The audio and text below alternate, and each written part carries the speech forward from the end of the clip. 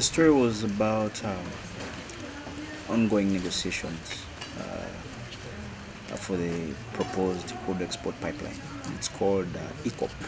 It's going to, if it eventually happens, it will be the longest heated pipeline in the world, from Uganda to Tanzania, where Uganda then can pick it up its oil and take it to the international market. So the story tried to capture some of the things that are ongoing. There's so many players involved, big players, and as regional countries, we are doing it for the first time.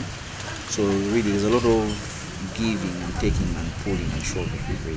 So it was fairly an introductory piece, because for a very long time, none had been written about the subject matter. So it's one of those things that you pick up, spent about 5 months digging up, researching, talking to people, and I think it's really it's a stepping stone to subsequent reporting. It's lucky for me is that I've written about this project right from conception, right? So I've really covered it in phases. So definitely I have a fair grasp of some of the things and the developments that have happened. So what I thought was missing was that specific aspect of now how do they negotiate this project to the end, you get it? So the first was to do a lot of research. First, I structured it in ways, because all the information can't go in one piece, right? And in this part of the world, we don't do the New York Times kind of features where you have a 4,000 word piece, right, that covers the entire broadsheet. No. So definitely I had to break it down in parts for fair grasp, or even fair reading for our audience.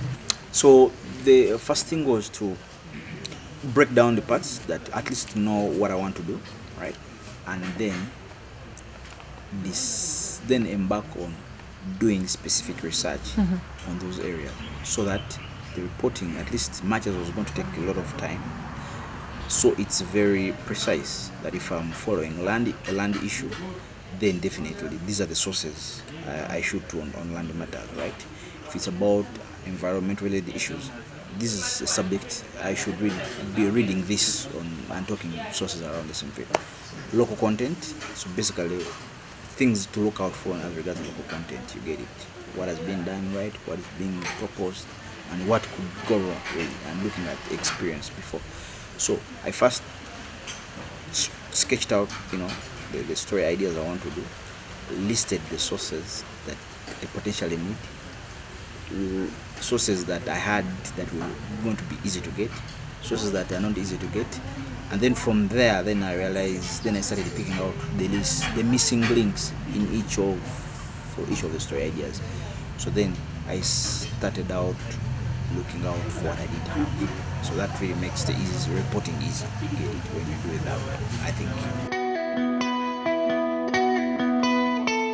It's not entirely a direct answer, but it's some like on any like in any for any reporting on any specific field.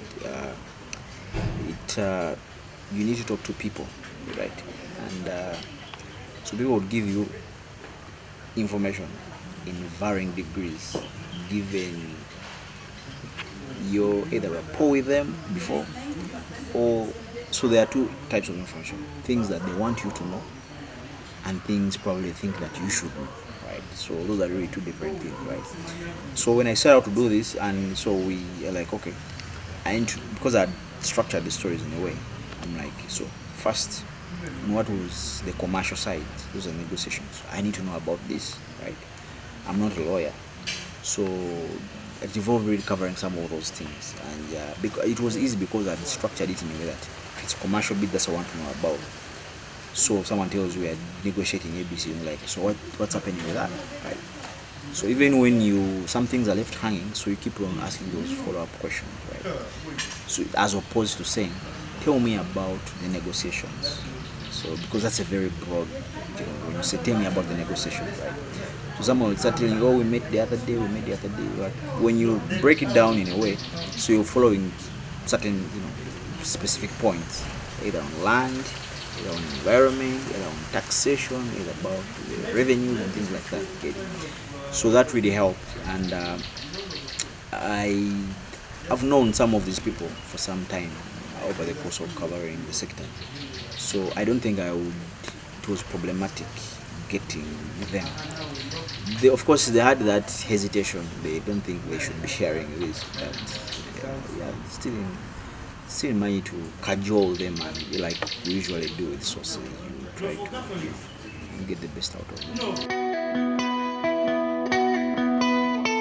The first challenge is what's appealing in Uganda is not necessarily appealing in Tanzania. Like, and these are two different settings. It's all like a prominent person has died, so that's very appealing to everyone, right? You're dealing with what Ugandans may want to know about the commercial aspects.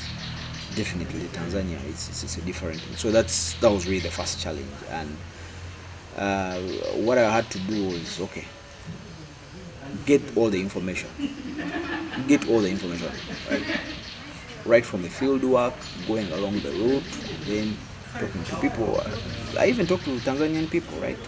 I eventually went to Tanzania. I talked to the chief negotiator on the project, and so then after getting the information, and then when I sat down, that's when I had to I think this is trying to segregate the information. I think this is relevant, this may not be relevant, this is relevant for the audience, this, like that.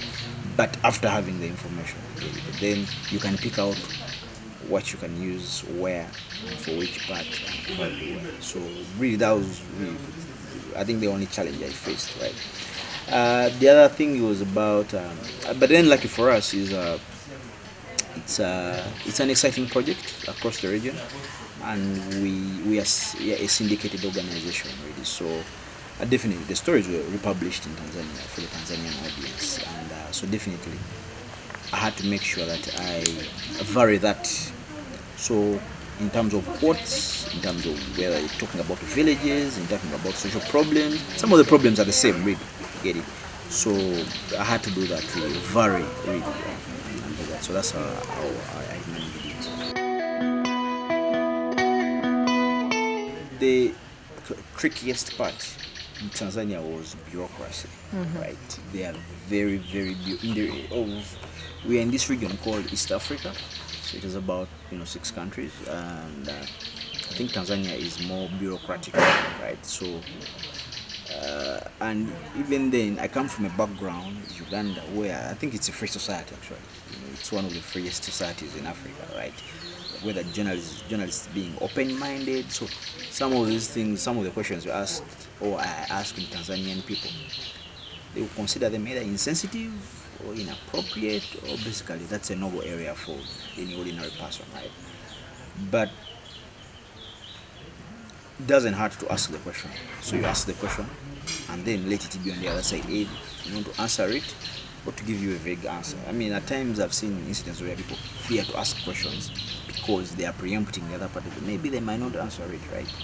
And it happens quite a lot. But regardless, just ask the questions, approach the issues, and still I got the responses. What I think, I don't think I got everything I needed, but at least I got information that will serve the specific to this regard on the subject matter of the pipeline.